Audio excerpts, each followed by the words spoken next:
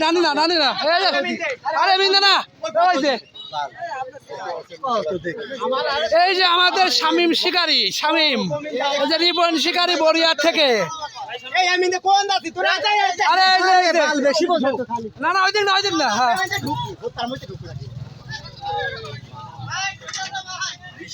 মধু মধু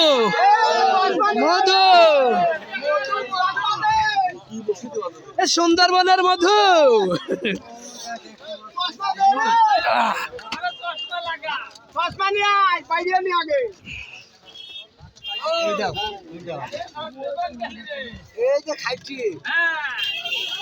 খাইতে খাইতে